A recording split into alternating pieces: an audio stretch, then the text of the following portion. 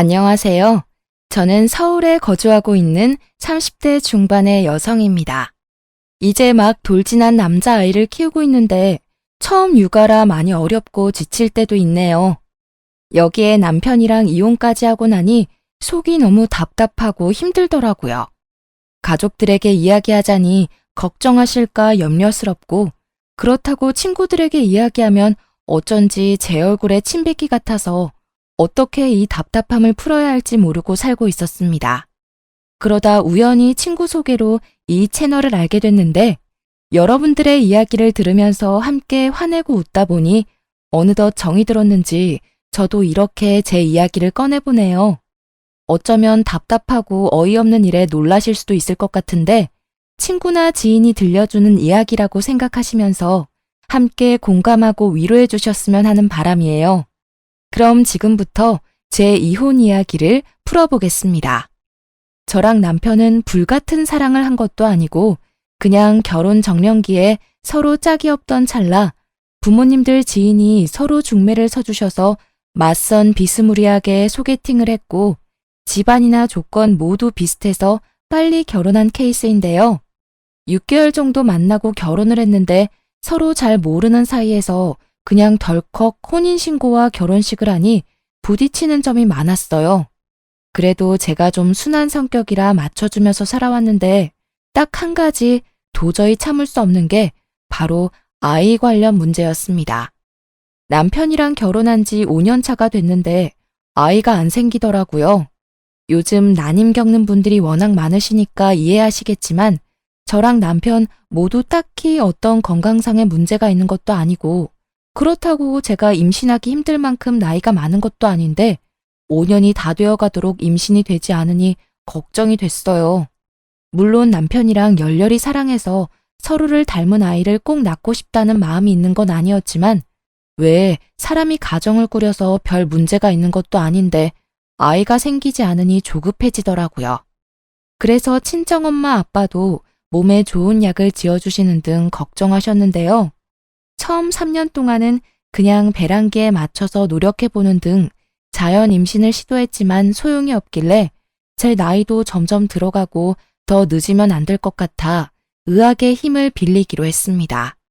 다행스럽게도 3번째 시험관 시도 끝에 귀한 저희 아들을 얻게 됐는데 시모가 자꾸만 2대 독자 손주의 육아에 끼어들어서 참견을 했고 효자 남편은 제 편이 아닌 시모의 편을 자꾸 들면서 트러블이 커졌어요. 처음에는 귀한 손주니 그럴 수 있다고 스스로 이해해보려 했지만 점점 도가 지나치니까 제 아들은 제가 지켜야겠다는 생각이 들었고 도저히 방관하는 남편도 곱게 보이지 않더라고요. 시모는 무속신앙과 민간요법을 아주 맹신하는 분이셨어요. 물론 그런 것들이 나쁘다고는 생각하지 않아요. 하지만 맹목적으로 믿고 어린 제 아들에게까지 접목을 하시니 솔직히 엄마된 입장에서는 탐탁치 않게 느껴지더라고요. 아마 제 친정엄마 아빠가 그렇게 하셨어도 정말 치를 떨며 하지 말라고 고래고래 소리를 지르며 막았을 텐데요.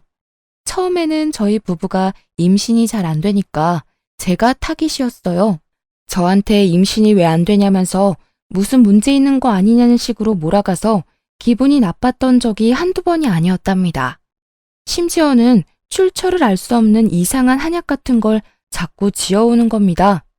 저는 성격이 좀 확실한 편이라서 누가 주는 음식은 잘 안 먹어요. 그래서 시모가 생각해서 지어준 거지만 한약이 몸에 잘 안 받는 체질이라면서 극구 사양을 했는데요. 몸에 좋은 거니까 꼭 먹으라면서 자기 보는 앞에서 다 먹을 때까지 안 갈 거라면서 생떼를 부리는 겁니다.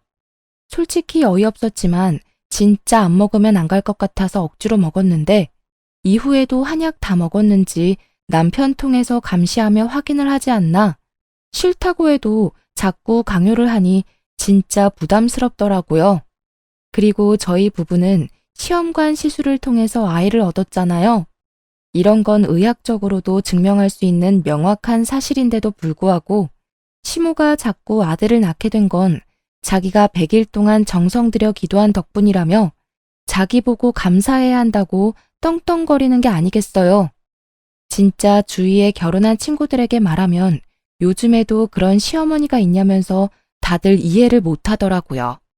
그래도 여기까지는 좀 당황스럽기는 해도 얼마나 손주가 보고 싶었으면 이렇게 하시겠나 싶어서 참고 넘어가려고 했어요. 친정엄마 아빠께 말씀드려도 사돈이 귀한 손주 얻어서 기분이 좋아서 그런 거고 어른이니까 젊은 며느리인 네가 조금만 이해하고 넘어가라고 신신당부를 하시더라고요. 그렇게 시모 말은 한 귀로 흘리면서 모른 척하고 살았는데 도저히 제 기준에서는 납득하기 힘든 일이 또 벌어졌습니다. 아기를 낳으면 출생신고를 한 달 이내에 해야 하잖아요. 그래서 저희 부부도 아기 이름을 짓고 출생신고를 하려고 했답니다. 사실 저희끼리 생각했던 예쁜 이름들이 몇 가지 있었는데 태어난 사주랑도 맞춰서 지어야 한다기에 미뤄지게 됐었죠. 그런데 대뜸 시모가 2대 독자 손주가 앞으로 큰 인물이 되고 건강해지는 이름이라면서 요즘 어린아이들에게 절대 안 쓰는 무슨 1950년대에나 쓸 법한 촌스러운 이름을 권하는 거예요. 제가 여기서 정확히 말씀드리지는 못하지만 딱 듣기에 돌쇠, 먹쇠, 꺽쇠 같은 느낌이라 진짜 너무 싫더라고요. 저뿐만 아니라 항상 조용하고 가정일에 무관심해 보이던 시부도 그건 좀 아닌 것 같다면서 나서지 말라며 시모에게 면박을 줬습니다. 속으로 그나마 시부라도 제 편을 들어줘서 다행이다 싶었어요. 정작 아기 아빠인 남편은 아무 말 안 하고 못 들은 척하고 있었거든요.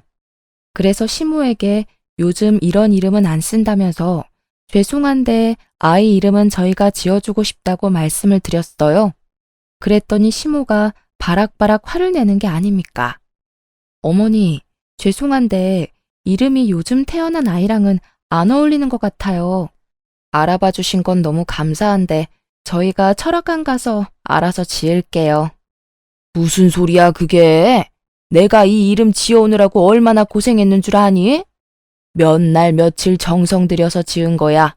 애한테 이름이 얼마나 중요한데. 중요하니까 드리는 말씀이에요.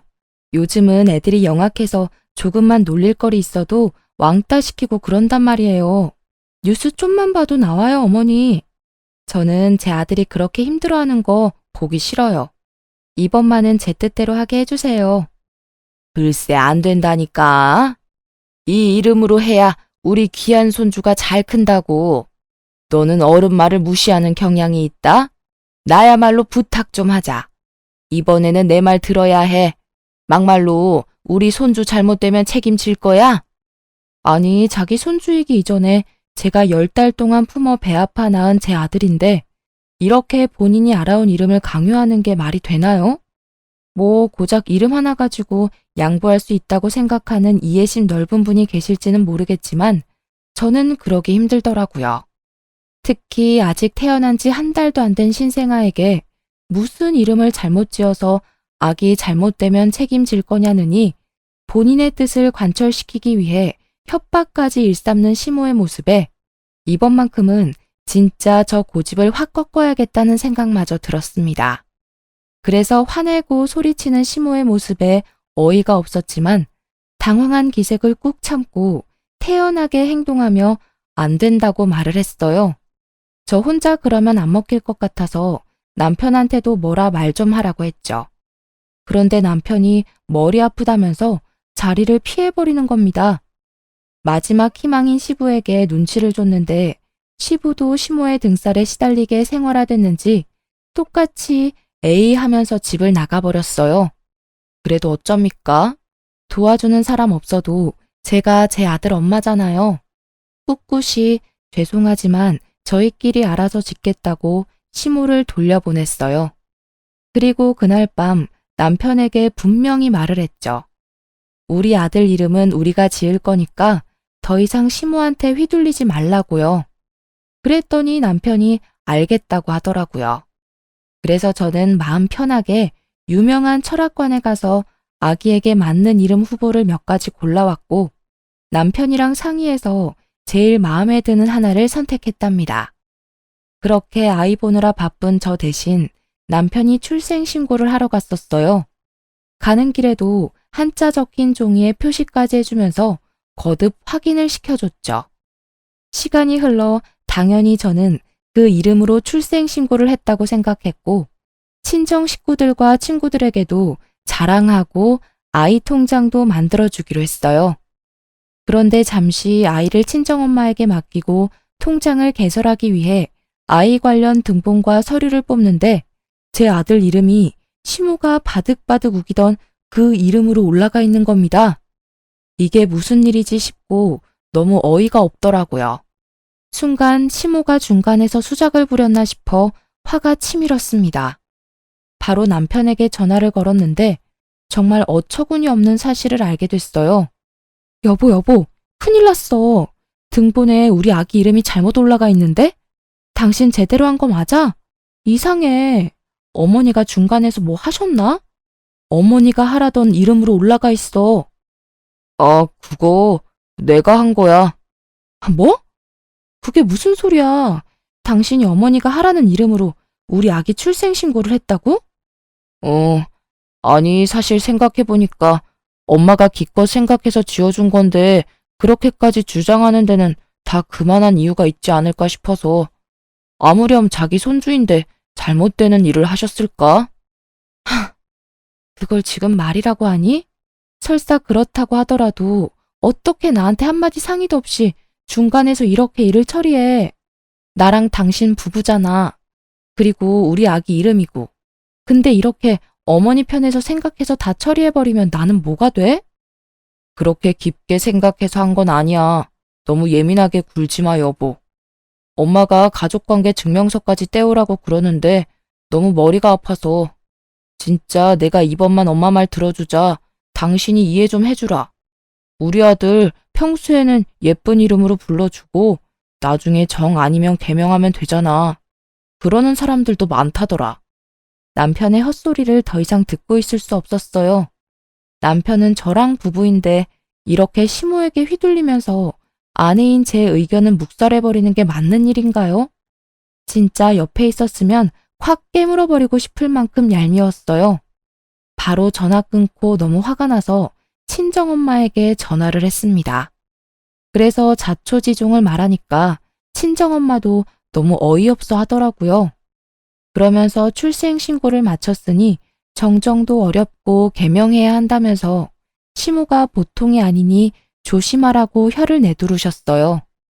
친정엄마도 지인 말만 듣고 결혼을 하라고 주선을 했는데 시모가 이렇게까지 고집불통인 줄은 미처 모르셨나 봐요. 심지어 제가 지금 남편 말고 이전에 결혼하겠다고 데려온 남자가 있었는데 그때 반대를 해서 헤어지게 된 걸 미안했다고 사과까지 하셨어요. 결혼 생활이 많이 힘드냐고 애도 키우느라 지칠 텐데 이런 마음고생까지 하느냐면서 우시더라고요. 상황이 이쯤 되니 괜히 친정엄마한테 걱정만 안겨드리는 것 같고 저도 죄송한 마음이 생겨서 괜찮다고 거짓말을 할 수밖에 없었어요. 나중에는 저의 화나고 속상한 마음은 숨기고 괜찮아, 꼭 개명시킬게, 어쩔 수 없지 이랬네요. 오히려 제가 친정엄마 안심시키려고 이런 말을 하게 되더라고요. 그렇게 고집불통 시모와 그런 시모에게 꼼짝 못하는 남편, 그리고 제 결혼 생활이 힘들면 그걸 본인 탓이라고 미안해하는 친정엄마와의 관계에 갇혀 어떻게 해야 할지 몰라 답답했습니다. 그래도 시간은 흘러 마음을 추스리고 아이를 키우는 재미에 빠져 살았어요. 출산 직후에는 매일 반복되는 밤수유와 정신없는 육아에 지쳐 살짝 산후 우울증이 오기도 했는데 시간이 흐르면서 저도 적응을 했는지 아기가 너무 이뻐서 힘듦이 사르르 녹게 되더라고요. 아마 아기 키워주신 주부님들이라면 다 아실 텐데요. 매일 추레한 모습으로 일어나 아이와 동고동락하면서 24시간을 지내다 보면 하루가 정말 순식간에 지나가잖아요. 저는 아기를 낳아도 제 생활을 유지하고 살 수 있을 줄 알았는데 정말 돌 이전까지는 아기 위주로 사라지더라고요. 바깥바람이라도 좀 쐬려고 아기를 유모차에 태우고 공원이라도 다녀오면 녹초가 돼서 쉬고 싶지만 젖병 씻으랴, 집안일 하랴, 이유식 만들랴. 정말 몸이 하나인 게 아쉬울 지경이던 거 있죠? 물론 나중에는 젖병도 물량공세로 여러 개 돌려쓰고 이유식도 시판을 사서 먹이고 나름 편한 방법을 찾기도 했어요. 그래도 제 몸 하나 건사하기 힘든 초보맘인 터라 처음 하는 출산과 육아가 정말 힘들더라고요. 남편이 좀 도와주기라도 했다면 좋았겠지만 야근이 많은 특성상 제가 무조건 독방 육아를 할 수밖에 없는 상황이었어요. 하지만 아기가 예뻐서 이 모든 걸 감수하고 있었답니다. 그런데 정말 시시때때로 걸려오는 시모의 영상통화는 참기 힘들더라고요. 물론 저도 이해를 합니다. 귀하게 얻은 손주가 얼마나 보고 싶고 애틋하겠어요. 저희 친정엄마 아빠도 영상통화하는 재미에 빠졌다면서 웃으시니 그 모습을 보는 것만으로도 뿌듯하고 아기 낳길 잘했다 싶었거든요. 그런데 시모는 너무 중간이 없는 겁니다. 하루에도 4-5번씩 영통을 걸어오고 혹여나 제가 아기 낮잠을 재우거나 이유식을 먹인다고 못 받으면 무슨 일 있냐고 뭐 하냐고 꼬치꼬치 답할 때까지 캐묻는데 진짜 혼자 아기랑 씨름하고 있을 때 이렇게 닥달을 하면 저도 사람인지라 짜증이 나더라고요. 그래도 얼마나 좋으면 이러실까 싶어 꾹 참았습니다. 영통 오면 오는 대로 받아주고 혹여나 아기 자느라 못 받는 상황이면 아기 재우고 나서 깨면 연락드리겠다고 하고 다 지켰어요.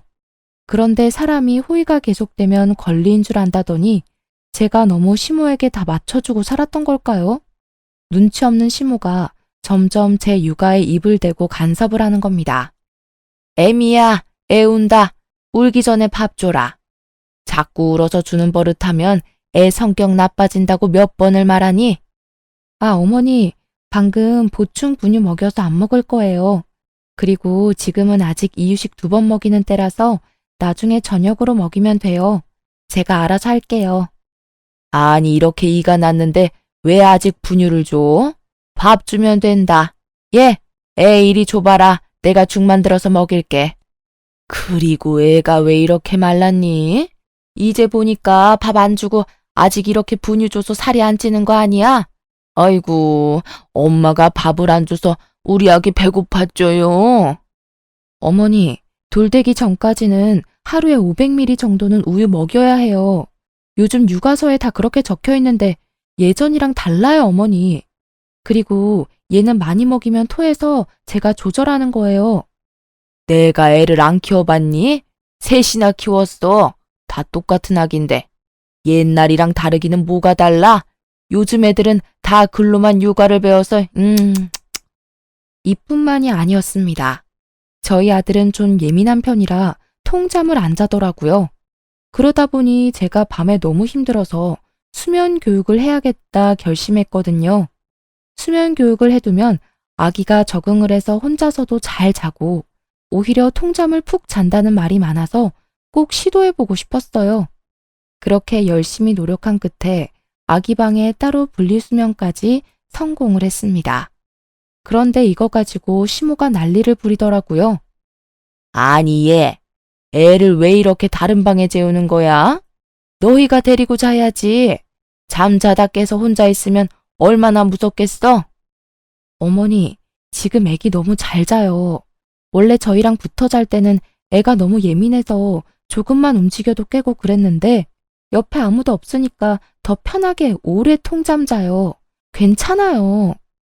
무슨 소리야? 누가 그렇게 매정하게 애를 키운다니? 나는 안 그랬다. 자고로 애는 엄마 품속에서 체온을 느끼면서 자야 정서적으로 안정되고 그러는 거야. 너 그러다 나중에 큰일 나. 무슨 큰일이요? 요즘 엄마들은 다 이렇게 키워요. 세상이 달라졌어요. 세상이 달라지긴 뭐가 달라져? 애기들은 다 똑같다. 엄마 품 찾고 그러면서 크는 거지. 팽한 방에 혼자 두고 이게 아동학대지 뭐가 아동학대니? 아유, 불쌍한 우리 손주. 아니, 엄마고 주 양육자인 제 육아관에 이렇게 입을 대는데 제가 너무 짜증이 나고 열받는 게 당연하지 않나요? 저도 나름대로 열심히 아기를 키워보려고 노력 중인데 칭찬하고 위로해주지는 못할 망정 학대 운운하면서 저를 나쁜 엄마로 몰아가는데 진짜 듣자 하니 너무 화가 나고 같이 있기 싫더라고요. 마침 남편이 퇴근하고 집에 왔길래 이때다 싶었어요. 어머니, 그럼 아기 좀 봐주세요. 어머니 아기 잘 보시고 셋이나 잘 키워내셨으니까 손주 좀 봐주시라고요. 저 애 키우느라 하루 종일 집에 갇혀 있느라고 친구도 못 만났는데 오늘 친구 좀 만나고 들어올게요. 갑자기? 나 약속 있어. 가긴 어딜 가. 당신은 맨날 일한다고 육아는 나몰라라 하고 친구도 자주 만나는데 나도 힐링 좀 하고 싶어서 그래. 어머니가 아기 잘 보시니까 믿고 나갈 수 있는 거잖아. 안 그래요, 어머니? 아이고, 그래. 나 갔다 오너라. 내가 봐줄 테니까. 내가 이렇게나 속이 넓고 깊은 시어머니다. 나 같은 사람 있으면 나와보라 그래. 우리 손주, 할미가 밥 주고 재워주고 다 해줄게요. 걱정 말아요. 엄마는 이런 거 안 해주지?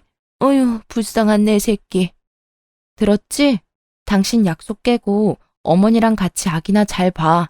다녀올게. 그 길로 바로 옷만 갈아입고 가방 들고 집을 나왔어요. 사실 약속이랄 것도 없었습니다. 출산하고 육아하느라 평일 저녁에 마음 편하게 불러낼 친구 하나 없어진 제가 한심하더라고요. 그래도 오랜만에 저녁 시간에 자유를 얻어서 집 앞 공원도 걷고 카페에 들어가서 한가롭게 지나가는 사람들 구경도 하고 이게 바로 자유부인의 여유구나 싶어 기분이 좋아졌어요. 진작 이렇게 맡기고 나와서 놀 걸 내가 괜히 혼자 다 하려고 했나? 이제 좀 내려놓고 살자 라는 생각도 했고요. 얄미운 말만 골라 하는 시모지만 그래도 이렇게 손주를 좋아하고 잘 봐주신다고 하니까 나와서 놀 시간도 생기고 좋은 점도 있네? 긍정적인 생각도 했죠. 그런데 저도 참 우스운 게 엄마는 엄마더라고요. 아기랑 떨어져서 혼자 있으면 아기 생각이 하나도 안 날 것 같았는데 괜히 폰을 뒤적여서 신생아 시절 옛날 사진을 보고 아유 귀여워 진짜 많이 컸네. 혼자 이렇게 주접을 떠는 거 있죠? 그러면서 저 없이 남편이랑 시모가 예민하고 까탈스러운 우리 아들 때문에 얼마나 고생하고 있을까 궁금해졌어요. 그래서 남편한테 전화를 걸었는데 한창 아기랑 씨름하고 있을 거라고 여겼던 제 생각과는 달리 친구랑 술을 마시고 있는 겁니다. 알고 보니 제가 나가고 아기는 시모에게 덜렁 맡겨두고 그대로 친구를 만나러 팽 나가버린 거였어요. 진짜 이게 아빠 맞나? 뺀질한 남편이 너무 얄밉더라고요. 그러면서 집에 혼자 있을 시모와 아기 생각이 났습니다. 아무리 할머니라고 해도 낯가림을 시작하는 아기가 울지는 않을까, 엄마 없는 걸 알고 불안해하지는 않을까 바보처럼 걱정이 되더라고요. 그래서 신경이 쓰여서 2시간도 안 돼서 집에 들어갔어요. 그런데 한창 아기 보느라 정신없이 바쁠 거라 생각했던 시모는 안 보이고 아기 혼자 놀이매트 위에서 놀고 있더라고요. 시모는 어디 갔지 싶어 거실과 주방을 둘러보는데 안 보여서 가셨나 싶었는데 아기 방 쪽에서 부스럭거리는 소리가 들렸어요. 그래서 조심스레 문을 열었는데 글쎄 시모가 아기 침대 매트리스를 뒤집고 낑낑거리고 있는 겁니다. 어머니, 거기서 뭐 하세요? 아유, 깜짝이야. 너는 인기척도 없이 들어오니? 뭐 이렇게 빨리 왔어? 친구 만난다더니. 아, 약속이 깨져서 그냥 빨리 들어왔어요. 그런데 뭐 하시는 거예요? 애기 매트리스는 왜 다 뒤집어 놓으셨어요? 그리고 손에 그건 뭐예요? 시모 손을 자세히 보니 종이 몇 장이 팔랑팔랑대고 있더라고요. A4 용지도 아니고 한지처럼 얇은 종이에 붉은 글귀들이 가득해서 살펴보니까 다름 아닌 부적이었습니다. 제 표정이 일그러지는 걸 느꼈는지 시모가 당황하면서 재빨리 매트리스 밑에 부적을 끼워두고 침대를 돌려놓더라고요. 어이가 없어서 바로 매트리스 까서 부적을 챙겼습니다. 아, 별거 아니야. 신경 쓰지 마라. 애기는? 애기 봐야지 너는. 아니 어머니, 별거 아닌 게 아니라요. 이런 걸 왜 애기 매트리스에 붙여요? 어디에 쓰는 건데요? 무슨 의미가 있는 거냐고요. 아유, 또 시작이다, 또 시작이야. 그냥 무탈하고 건강하게 밤잠 잘 자고 좋은 꿈 꾸라고 내가 빌어서 누가 써준 거야. 다 좋은 의미지. 내가 이상한 거 우리 손주 머리맡에 붙이겠니? 너는 그냥 내가 하는 건 다 도끼 눈을 뜨고 보지? 어머니, 솔직히 말씀드릴게요. 저는 이런 거 별로 안 믿어요. 특히나 어른도 아니고 아직 말도 못하는 아기 쓰는 물건에 이렇게 몰래 붙여두는 거 오히려 찝찝하다고요. 제발 좀 이러지 마세요. 너는 말을 해도 참 섭섭하게 한다. 나 우리 손주 할미야. 하나밖에 없는 2대 독자 잘 크게 하려고 하는 건데 너는 정작 어미가 돼서 밥도 제대로 안 주고 잠도 잘 안 챙겨 재우는데 내가 이런 거라도 신경을 써야지.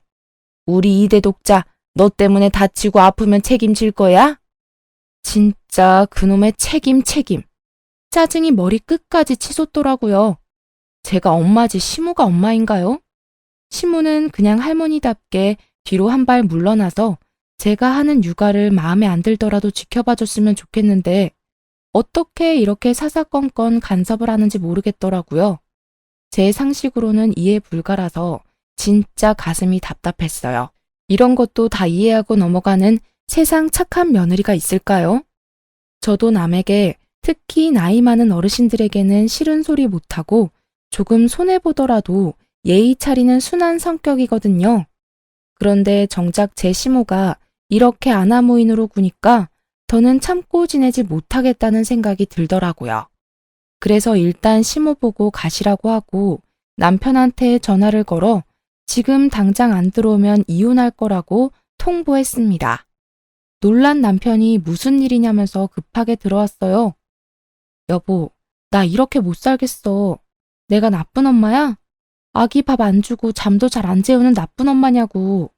맨날 밖으로 놀러 다니고 아기한테 관심 1도 없는 당신이 나쁜 아빠 아니고? 갑자기 또 왜 그래? 당신도 오늘 친구 잘 만나고 왔잖아. 우리 엄마가 아기 잘 봐줘서 잘 놀고 와서 왜 이래? 나 친구 안 만났어. 맨날 24시간 아기 보느라 만날 친구도 다 끊겼어.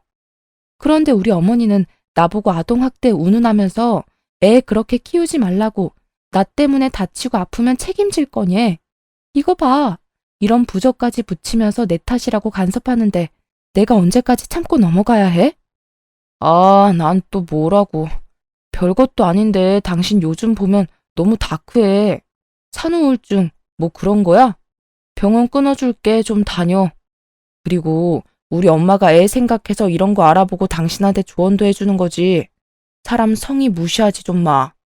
정말 지긋지긋하게 시모 편을 드는 남편이었어요.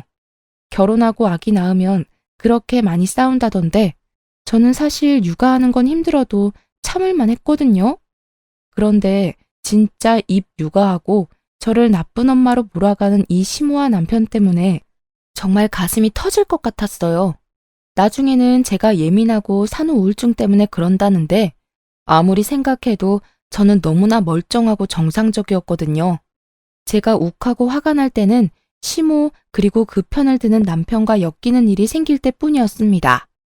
이때부터는 저도 너무 빡쳐서 시모가 연락 오면 절대 안 받고 무슨 일 있냐고 찾아와도 아예 대꾸를 안 했어요.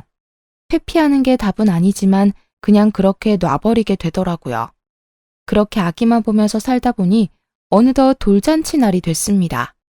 아무래도 양가의 첫 아기인지라 무슨 부잣집처럼 화려하게 잔치를 열어주지는 못해도 포토그래퍼를 부르고 조금 격식 있는 곳에서 가족 지인들을 초대해 식사를 대접했어요.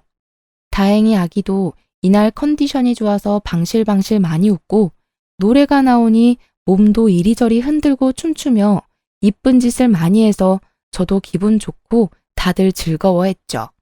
돌잡이 때는 또 청진기를 잡아서 의사 될 거야 우리 아들 하면서 남들 다 아는 고슴도치맘의 면모를 보이곤 했습니다. 그렇게 돌잔치가 무르익을 쯤이었어요. 꼴 보기 싫은 남편이랑도 좋은 날이니 좋은 모습 보이자며 사이 좋은 부부인 것처럼 최선을 다하고 있었는데 갑자기 스님 복장을 한 남자 한 명이 들어오더라고요. 너무 특이한 복장이라 뭐지? 우리 손님 맞나? 하고 의아해하는데 시모가 합장을 하며 너무 반갑게 맞이하는 거예요. 그때까지는 그냥 시모 손님인가 보다 저런 사람도 안 해? 하고 말았는데 이 스님이 시모랑 속닥속닥거리더니 대뜸 저희 부부 아들에게 걸어오는 겁니다. 당황해서 쳐다만 보고 있으니 시모가 소개를 해주더라고요. 인사해라. 강원도 산에서 유명한 땡땡 스님인데 내가 우리 손주 돌잔치날이라고 어렵게 모셔왔어. 고마운 줄 알아라. 안녕하세요. 아들 내외 분이시죠? 말씀 많이 들었습니다. 손주가 아주 똘똘하고 귀엽게 생겼네요. 복이 많은 얼굴이에요. 이분이 우리나라에서 관상 잘 보기로 손에 꼽히는 분이다. 내가 우리 손주 사진 보여드리니 직접 관상 보고 기도까지 해주신다니 뭐니. 얼마나 감사한 일이야. 잔뜩 들뜬 시모 말을 듣는데 기가 막혔어요. 이제 고작 돌이 된 아기가 무슨 관상이 있나요? 풍문으로 듣는 이야기만 해도 아기 얼굴은 크면서 12번도 더 바뀐다고 흔히 말을 하잖아요. 제가 봐도 태어난 직후에는 남편을 많이 닮았었는데 돌이 가까워지고 얼굴 윤곽이 드러나면서부터는 제 어릴 때 사진이랑 똑같이 생겨서 신기했거든요. 그런데 아직 졸리면 울고 옹알이하는 아기를 두고 관상을 봐준다면서 기운이 좋니 나쁘니 입대는 게 싫었어요. 그래서 아주 싫은 티를 팍팍 냈더니 남편이 눈치채고 저를 따로 불러서 좋은 날인데 예의 없이 굴지 말라고 자기도 아는 사람이니까 봐주자고 하더라고요. 당신은 이해되냐고 했더니 어쨌든 어머니가 불러서 좋은 날 와주신 손님이고 축하해주러 온 거니까 넘어가자는 거예요. 무슨 이런 이해심이 바다같이 넓은 사람이 있나 싶었어요. 자기 어머니한테 대한 건 무조건 수용하는데 저는 이런 효자랑 진짜 못 살겠다 싶더라고요. 그래서 나는 그렇게 못한다고, 시모한테 관상 볼 필요 없다고, 남들 보기에도 좀 이상하니까 밥만 드시고 가셨으면 좋겠다고 했어요. 그랬더니 시모가 얼굴이 빨개지면서 자기 손님인데 무시하는 거냐면서 갑자기 소리를 바락 지르더라고요. 그 바람에 멀리서 상황을 지켜보던 저희 친정엄마 아빠를 비롯한 친정 식구들도 놀라서 달려오게 됐습니다. 아니 사부인, 무슨 일이세요? 왜 그러는데? 어머니, 왜 갑자기 소리를 지르세요? 아기 놀라잖아요. 그냥 저는 이런 게 다 싫다고요. 엄마인 제가 싫다는데 제발 강요하지 마세요. 부탁드려요. 강요가 아니라, 아유, 사돈, 제가 이러고 삽니다. 며느리가 아주 보통 내기가 아니에요. 허구한 날 말대꾸에 제가 무서워서 무슨 말을 못해요. 제가 아기 잘 되라고 스님 좀 모셔왔는데 그거 가지고 이렇게 화를 내잖아요. 시모 말을 듣고 상황을 파악한 친정엄마가 한숨을 쉬면서 제 팔을 잡고 좋은 날이니 그만하라고 말리시더라고요. 정말 주위를 둘러보니 사람들은 무슨 일인가 싶어 웅성대지 친정엄마도 말리지 내가 또 참자 싶어 입을 다물었어요. 그런데 이 눈치 없는 스님이 제 속을 긁더라고요. 에헴, 이 집은 며느리 기 좀 누르고 사셔야겠습니다. 그래야 집안에 복이 오는 거예요. 며느리분, 명심 좀 하세요. 그 순간 참고 참았던 화가 활화산처럼 터졌습니다. 친정엄마랑 아빠도 못 참으셨는지 지금 무슨 소리 하는 거냐면서 길길이 화를 내시고 저보고도 참지 말라고 하시더라고요. 가시라고 스님을 쫓아내고 나서 엉망이 된 돌잔치를 수습한 후 집에 돌아와 짜증을 내서 스님 뒷조사를 시작했어요. 시모가 했던 말을 조합해서 검색하니 한 암자가 나오더라고요. 그래서 전화를 하니 그곳에 있다가 사기를 쳐서 싸우고 나간 사람이라며 지금 안 그래도 신고를 할까 말까 고민이라면서 피해를 입으셨냐고 어딨냐고 오히려 저를 캐묻는 겁니다. 대체 이런 사람이랑 시모는 어떻게 아는 사이인지 너무 궁금했어요. 혹시 이 사람이 부적이며 기도며 다 해준 게 아닌가 싶더라고요. 그러다 문득 남편이 아는 사람이라고 했던 말이 떠올랐어요. 그래서 바로 남편을 잡아서 사실대로 말하라고 으름장을 놨습니다. 몇 날 며칠 쫓아다니면서 당신이 안 말해주면 흥신소라도 고용하겠다고 하니 한숨을 푹 쉬면서 사실을 털어놓더라고요. 알고 보니 그 스님은 시모 내연남이었는데 그동안 남편을 꼬드겨서 뒤로 아기 계명이며 부적이며 기도하는 값으로 수백만 원씩 저 몰래 지불을 하고 있었던 겁니다. 아니 어떻게 멀쩡히 살아있는 아빠를 두고 바람피는 엄마와 내연남을 알면서도 이렇게 돈까지 줘가며 눈 감아줄 수 있는 건지 제 상식으로는 도저히 이해가 되지 않았어요. 그랬더니 평생 가정에는 무관심하고 돈만 주는 아버지에게 질렸고 외로워하는 엄마가 불쌍해서 알면서도 봐줬다고 하더라고요. 정말 세상에 이런 효자가 또 있을까요? 제가 나서지 않으면 남편은 계속 시모에게 잡혀 살 것 같았어요. 엄밀히 말하면 시모의 내연남인 그 땡중에게요. 그래서 시모한테 단단히 일러두려고 따지러 갔습니다. 어머니, 저 다 알고 왔어요. 다시는 저희 부부 일에 끼어들지 마시고 어머니 행복은 혼자 찾으세요. 한 번만 더 저희 아들 위한답시고 이상한 일에 이용하시면 저 진짜 가만 안 있을지도 몰라요. 진심입니다. 네가 알긴 뭘 안다고 그래, 버릇없이. 어디 함부로 그런 말을 해. 스님 말 하나도 틀린 게 없다. 이것 봐. 네가 우리 집안 다 망치고 있잖아. 며느리 잘못 본 거야, 내가. 아유. 집안 망치는 건 제가 아니라 어머니랑 그 땡중이죠. 땡중? 너 말 다 했니? 네가 그렇게 함부로 말할 뿐이 아니야. 안 그래도 내가 너한테 이런 말까지 전해야 하나 고민했는데 너 하는 거 보니까 제대로 말을 해줘야겠다. 스님이 우리 손주 정도면 지금쯤 말도 하고 걸어야 하는데 발달이 늦는 게 다 네 덕이 부족해서 그렇대. 엄마가 이렇게 매사 부정적인데 좋은 기운이 들겠니? 그래도 나 봐서 촉 켜주신다니까 1,000만 원 이체시켜라. 아니, 갓 돌지는 아기가 말하고 걷지 못한다고 발달이 느리다는 건 무슨 과학적 근거가 있는 건가요? 물론 빨리 말하고 걷는 아기도 있겠죠. 하지만 병원에서 영유아 검진을 받을 때마다 잘 자라고 있다고 아무 염려 말라고 하는데 이렇게 땡중 말만 듣고 저에게 또 1,000만 원을 붙이라고 아주 뻔뻔하게 이야기하는 시무를 보니 이제라도 빨리 이 미친 집안과 연을 끊어야겠다는 생각이 들었습니다. 너무 열받아서 남편한테 상의하고 뭐고 바로 다이렉트로 시부에게 전화해서 집에 들어오시라고 했습니다. 놀란 시부가 잔뜩 화가 나 있는 저와 시무를 보고 멈칫하다가 이내 차분한 표정으로 들어와 앉으시더라고요. 무슨 일이냐? 아기는 어쩌고? 친정에 맡겼어요, 아버님. 저 드릴 말씀이 있어요. 저 진짜 아버님 충격받으실까 참고 또 참으려고 했는데 더 참다가는 제가 정신병에 걸릴 것 같아요. 어머니 불륜하는 거 모르셨어요? 야, 미친년 아니야 이거? 내가 무슨 불륜을 해? 증거 있어? 증거 있냐고. 내가 아주 며느리가 아니라 귀신을 들였구나. 아이고 아이고. 저에게 달려드는 시모를 한 팔로 제 앞에서 소파에 던져버렸습니다. 저한테 그런 괴력이 있는지 몰랐는데 사람이 너무 화가 나니까 저도 모르게 그런 행동이 나오더라고요. 소파에 내동댕이 쳐진 시모가 저를 죽일 듯이 노려봤어요.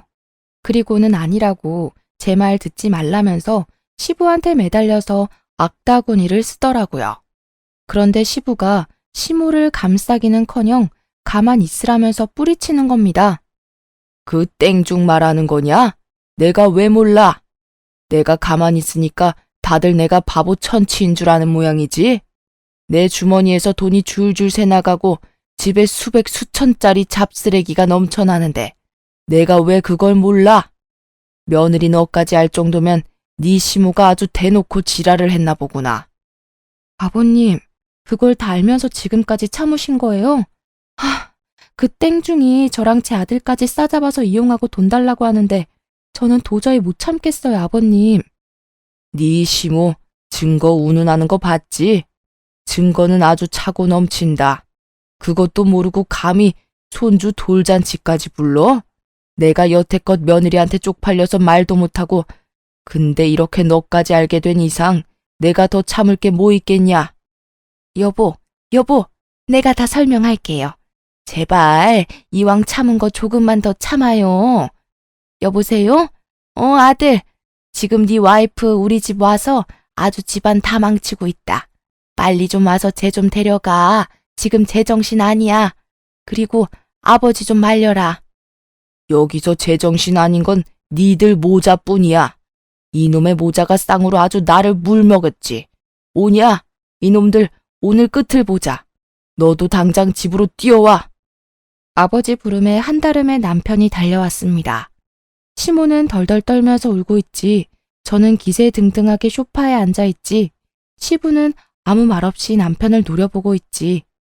남편이 허옇게 질려서 무슨 일인가 눈치를 보더라고요. 정말 제가 시부에게 다 털어놓을 거라고는 미처 생각하지 못했던 듯 했습니다. 한창 눈치를 보던 남편은 이내 무릎을 꿇었어요.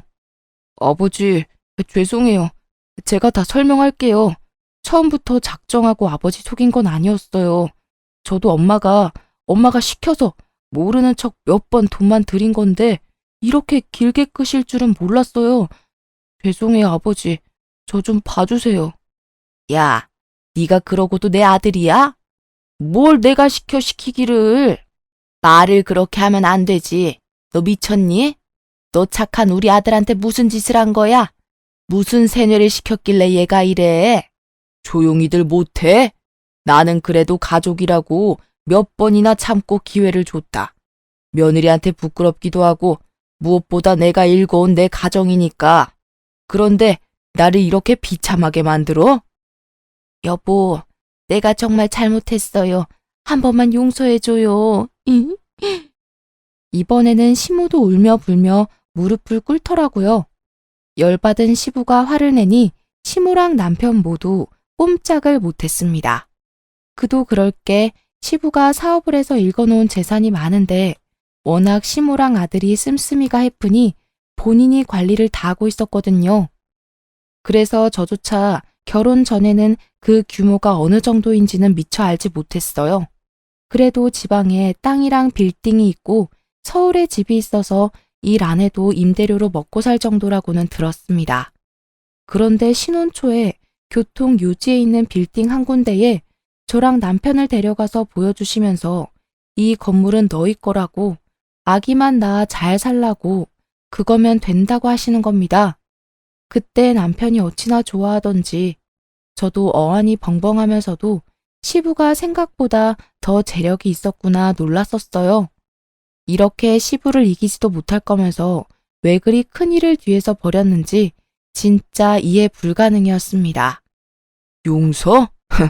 나한테 빌 게 아니라 먼저 시집이라도 와서 이런 더러운 꼴 본 며느리한테 잘못을 빌어야지. 얘가 무슨 잘못이야? 둘 다 당장 사과해. 시부의 불호령에 남편이 먼저 저에게 머리를 조아렸어요. 정말 돈이 무섭긴 무섭구나 싶더라고요. 미안해. 내가 사과할게. 이제 엄마 편 안 들고 무조건 당신 편이야. 이제 와서 아버님, 이 사과 안 받아도 상관없는 거죠? 저는 더 이상 남편이랑 살기 싫습니다. 저 이혼하겠습니다. 그리고 아기는 꼭 제가 데려갈 거예요. 이해해 주세요. 그래, 네 뜻이 그렇다면 내 말리지 않으마. 험한 꼴 보게 해서 정말 미안하다. 내 위자료는 섭섭치 않게 해주마. 또 말을 왜 그렇게 하니? 이혼하는 건 네 마음이지만 걔는 우리 핏줄인데 왜 네가 데려간다는 거야? 조용히 해. 놀기 좋아하는 저놈이 애를 키울 거야? 아님 동네 창피하게 바람난 당신이 애를 키울 거야? 돈 주고 베이비시터 쓰면 되잖아. 돈이면 다 되는 거 몰라요? 무슨 돈? 나 당신이랑 이혼할 거야. 그 땡중한테도 민사소송 걸어서 아주 이 나라에서 얼굴 못 들고 살게 만들 거라고. 그리고 너 오늘부로 내 아들 아니다. 내 전 재산 새아기한테 아기 키우라고 떼어주고 남는 건 다 고아원에 기부할 거니까 더 이상 콩고물 기대하지 마라. 가족의 인연은 여기까지니 그리들 알아. 그 말에 시모와 남편 모두 시부 바짓가랑이를 잡고 엉엉 울면서 추하게 매달리기 급급했습니다. 진짜 사람이 이렇게까지 추할 수 있나 싶을 정도로 눈물 콧물 범벅이 돼서 한 번만 봐달라고 하는데 재력과 시부는 절대 선처는 없다고 단호했어요. 저 역시 마찬가지였고 결국 이혼 후 시부가 떼어준 빌딩 수익료로 위자료를 막대하게 챙겨 편하게 아들을 키우고 있답니다. 이혼 후 바로 개명 신청을 했고 베이비시터도 쓰고 있어요. 정말 돌이켜보면 효자 남편과 간섭 쩌는 시모 사이에서 더 있었다가는 찐으로 우울증에 걸렸을 것 같아요. 지금 이혼하고 혼자 아들을 키우고 있는데 몸은 힘들지만 정신이 평화로우니까 살 것 같거든요. 듣자 하니 시부는 재산을 처분해서 동남아로 떠났고 시모는 땡중이 남은 재산까지 털고 도망가서 알거지로 피해자들이랑 땡중 찾으러 다니느라 바쁘다고 해요. 남편은 아들 양육비와 시모가 땡중 찾는 비용까지 대느라 돈이 부족해 대리운전까지 뛰고 있다고 합니다. 정말 제가 그들처럼 진실을 숨기고 참고 살았다면 이렇게 평화로운 시간을 보낼 수 있었을까 싶어요. 혹시 저처럼 이상한 모자 사이에서 답답해하는 분들 계시다면 참지 말고 맞서 싸우라고 말씀드리고 싶네요. 그럼 지금까지 제 이야기 들어주셔서 감사하고 저는 아들과 함께 앞으로도 용기 내 살아보겠습니다.